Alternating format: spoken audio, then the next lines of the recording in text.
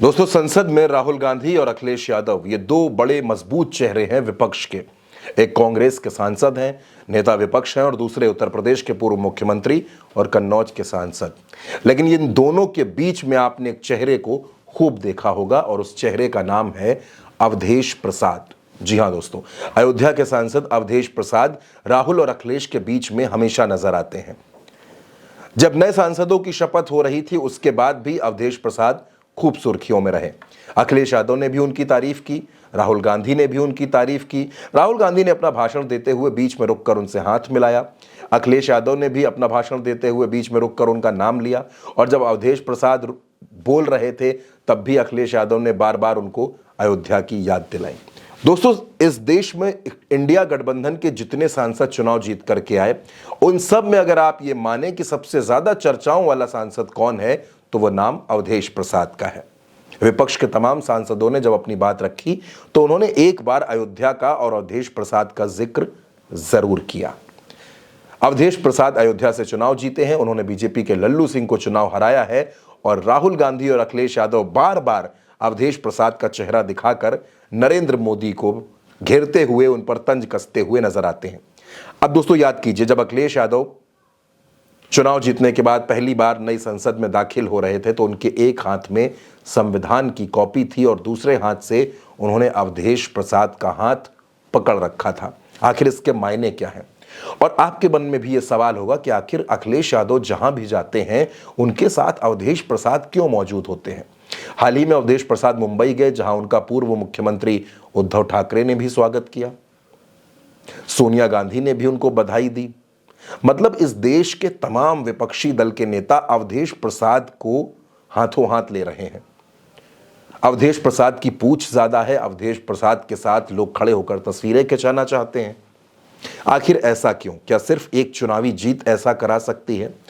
बिल्कुल नहीं दोस्तों, ऐसा बिल्कुल नहीं होता। लेकिन क्योंकि अवधेश प्रसाद ने अयोध्या की सीट से चुनावी जीत दर्ज की है, वो अयोध्या जहां भारतीय जनता पार्टी ये दावा करती है कि उसने विकास की गंगा बहा दी, राम मंदिर बनवा दिया, अयोध्या की तस्वीर बदल दी, उस अयोध्या में अवधेश प्रसाद ने बीजेपी के लल्लू सिंह को चुनाव हरा दिया।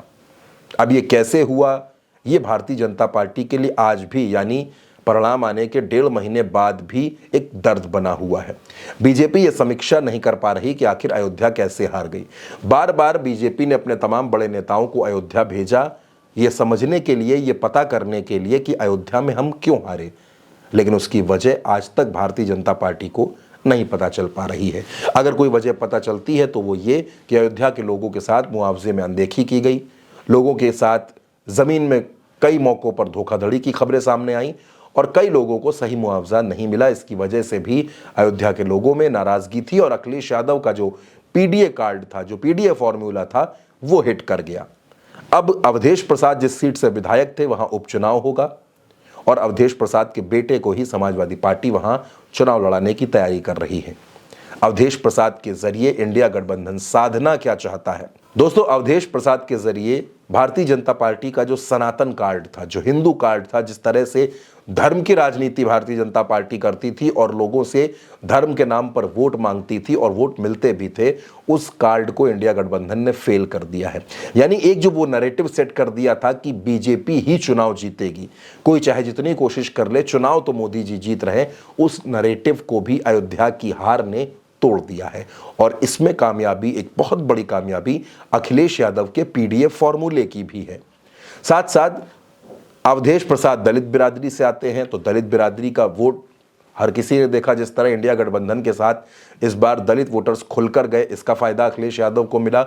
और दूसरा, संविधान की बात, संविधान के मुद्दे को उठाना भी इंडिया गठबंधन के लिए फायदेमंद रहा। यानी अवधेश प्रसाद के जरिए अखिलेश यादव के कई सियासी फायदे साफ तौर पर नजर आते हैं और इसीलिए अखिलेश यादव के साथ हर जगह, चाहे वो संसद हो, संसद के बाहर हो, पार्टी का कार्यक्रम हो, कोई प्रेस कॉन्फ्रेंस हो, हर जगह अवधेश प्रसाद जरूर नजर आते हैं और अखिलेश अवधेश प्रसाद को अपने साथ रखते हैं, अपने बगल में रखते हैं।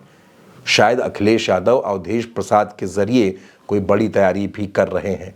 बड़ी तैयारी आप दोस्तों ये भी मान सकते हैं कि उत्तर प्रदेश में 10 विधानसभा सीटों पर उपचुनाव होना है और आगे आने वाले वक्त में उत्तर प्रदेश में विधानसभा का चुनाव है। ऐसे में अवधेश प्रसाद को साथ लेकर चलना अखिलेश यादव के लिए फायदेमंद हो सकता है और इंडिया गठबंधन को भी इसका लाभ जरूर मिलेगा। दोस्तों क्या अवधेश प्रसाद समाजवादी पार्टी के लिए एक संजीवनी बनकर आए हैं जो अखिलेश यादव और समाजवादी पार्टी को आने वाले वक्त में और भी मजबूत कर सकते हैं?